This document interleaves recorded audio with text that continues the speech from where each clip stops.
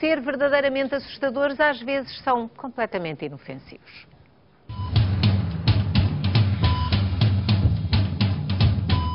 Aí estão eles, os doutores!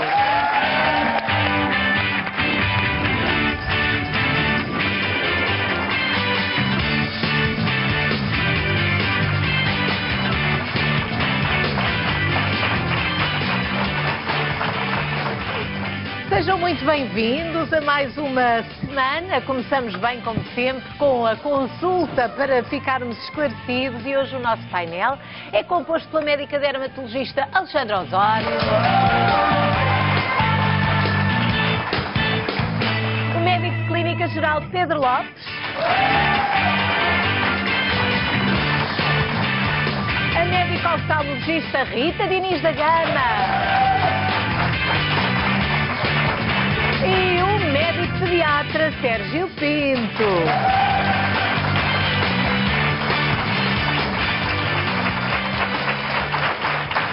E hoje já fiz esta referência. Vamos falar de sintomas, de sinais que o corpo dá e que podem sugerir que algo de grave se passa. Vou começar já por ler um e-mail que nos foi enviado pela Cristina Afonso, que nos vê em Ponte de Lima e que diz o seguinte: tenho 29 anos e por vezes começo a tremer das mãos sem causa aparente. Sei que há doenças que se manifestam assim e gostaria de saber se este sinal é preocupante. Dr. Pedro, comece por si. Há razões para esta preocupação da Cristina? Assim, isoladamente, eu à partida, e tendo em conta a idade da Cristina, eu diria que não. De qualquer das formas, o que é um tremor? Um tremor é um movimento rítmico e involuntário, normalmente envolvendo as mãos ou os braços, que são as extremidades mais frequentemente envolvidas. O corpo não obedece, não é? Exatamente. O facto de ser involuntário é isso mesmo, quer dizer que nós não temos capacidade de controlar o início ou a interrupção desse movimento.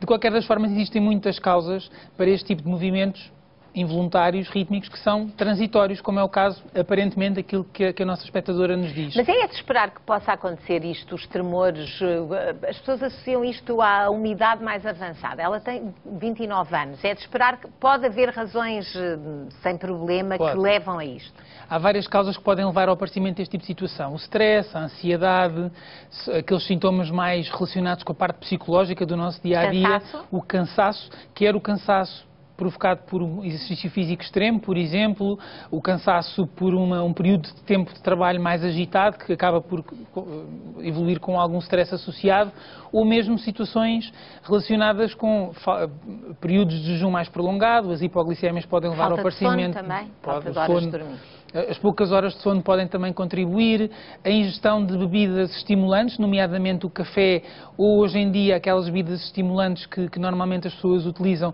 sem grande noção... Para se sentirem mais animadas e bem dispostas. Exatamente, mas sem grande noção da quantidade de compostos estimulantes que estão contidos nessas bebidas, e muitas vezes aparecem este tipo de sintomas e depois não se percebe muito bem porquê. Conselhos para a Cristina, Dr. Pedro? Os conselhos passam por, se houver um período de maior stress associado, procurar fazer algum relaxamento, alguma meditação, reduzir o consumo de café ou de bebidas estimulantes, se for o caso.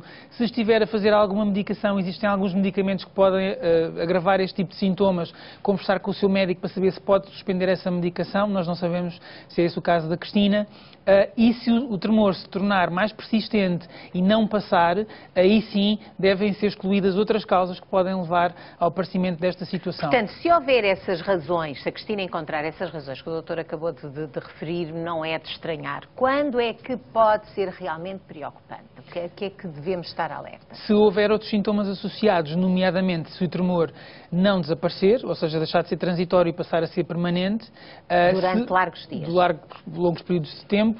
Se houver um agravamento progressivo, este é um aspecto que também é importante, ou se houver o aparecimento de outros sintomas associados que sugiram alguma alteração neurológica, porque este tipo de manifestação está normalmente associada a quadros neurológicos, por lesão do nervo ou do sistema nervoso central. Pode acontecer após um AVC, pode acontecer num contexto de uma esclerose múltipla, de uma doença de Parkinson, outras situações que de facto merecem estudo e merecem investigação, porque normalmente, se for iniciado o tratamento precocemente, a evolução da doença será à partida mais benigna, e quanto mais tarde se fizer essa intervenção, pior será o prognóstico. De qualquer das formas, num tremor com estas características, numa pessoa jovem, um tremor transitório, normalmente tem a ansiedade e o stress. De qualquer modo, é um associado. sinal que deve ser considerado, porque Deve pode ser não ser valorizado. nada de especial, mas se a pessoa estiver muito tranquila, à partida não tem tremor nas mãos. Só Exatamente. se estiver com alguma agitação um bocadinho fora do normal, como já Claro. disse, não é? De qualquer modo, não é necessariamente assustador.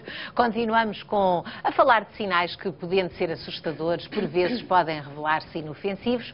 Por exemplo, neste momento, está a olhar para o seu televisor e não está a ver-me bem, mas eu estou cá, está a ver tudo um bocadinho embaciado, não é? Embaçado, embaciado é a mesma coisa. Tenha calma, não é um problema do aparelho, também não é um problema seu. O que acontece muitas vezes é que de um momento para o outro há pessoas que se queixam de começar a ver as imagens como se estivessem assim um bocadinho embaciadas, desfocadas. E hoje está cá a oftalmologista, a doutora Rita. Há razão para alarme? Primeiro que tudo, bom ano. Constituição, que ainda não nos tínhamos visto. É verdade. Bom ano aqui no estúdio e para os espectadores lá em casa. Pode haver razões ou não. Eu diria que se é uma coisa transitória, como aquilo que foi simulado aqui no nosso estúdio, não é grave, mas necessita de algum cuidado. É provavelmente um déficit de lubrificação do olho. Nós temos uma película à frente do olho, uma película de lágrima, que está sempre a umedecer o olho, não só que o alimenta, mas também que faz com que a imagem seja bastante nítida. E o pestanejo frequente ajuda a renovar essa lágrima e a promover uma imagem bem nítida. Essa película de lágrima é sensível a todas as condições que estão no exterior. Quando estamos muito tempo em frente a olhar para uma televisão, para o computador, aquilo que acontece é que nós pestanejamos menos, portanto renovamos menos a lágrima. E até podemos nem nos dar conta disso. Não damos porque estamos tão absorvidos a ver o que é que se está a passar, estamos tão atentos que de facto não acontece o pestanejo. E se nós experimentarmos durante alguns segundos manter os olhos abertos, aquilo que vamos sentir é picadas, dor, lacrimeios e visão turva. E portanto muitas vezes estas queixas surgem em consequência disso. É o mesmo efeito quando começa a chover, nós estamos a conduzir. Se começa a chover, aquelas gotículas no início são muito mais perturbadoras para a visão do que quando já está a chover muito e formam uma película à frente do vidro. Passa-se a mesma coisa com os olhos. O não renovar a lágrima faz com que ela, em vez de formar uma película uniforme, forma microgotículas que dão, de facto, uma turvação da visão. E provavelmente tem muitas queixas relacionadas com o uso do computador, porque ainda agora referiu o ecrã, pode ser do televisor, pode ser do computador, tanta gente passa tantas horas frente ao computador, não é? Mas muitas vezes a culpa não é do computador, é da própria pessoa que não tem esse cuidado. Os ambientes com ar-condicionado secam a lágrima e, portanto, agravam estas situações, o tabaco, o fumo, as noites mal dormidas. As senhoras a partir dos 50 anos, por volta da idade da menopausa, têm menos lubrificação de uma forma geral, são as pessoas que habitualmente mais se queixam e esta é uma situação que é benigna, é muito fácil de tratar. A luz também, a iluminação tem influência? Tem influência porque cansa mais, pode cansar mais a visão e, portanto, a pessoa faz um esforço ainda maior para manter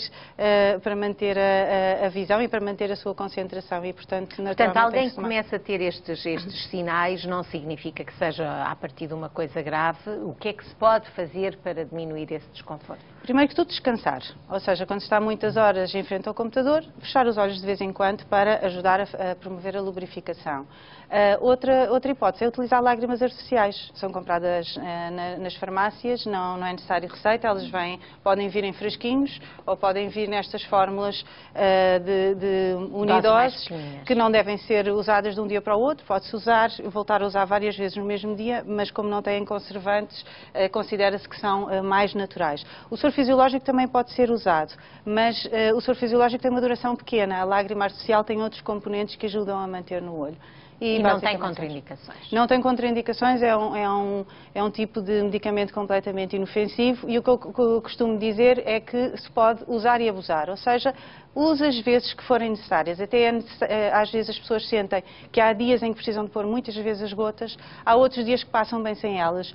Os problemas de lubrificação são flutuantes, ou seja, há alturas em que a pessoa sente fechar muito um mal. bocadinho os olhos, sair daquele ambiente, voltar, isso é melhor do que Nem estar precisa de sair, para os olhos bastam alguns segundos. A pessoa Atenção esquece. para os chefes não acharem, os patrões não acharem que a pessoa está para ali a dormir. Tem que fazer um aviso a dizer, estou a recuperar a lágrima. Estou a lubrificar o Não é globo ocular.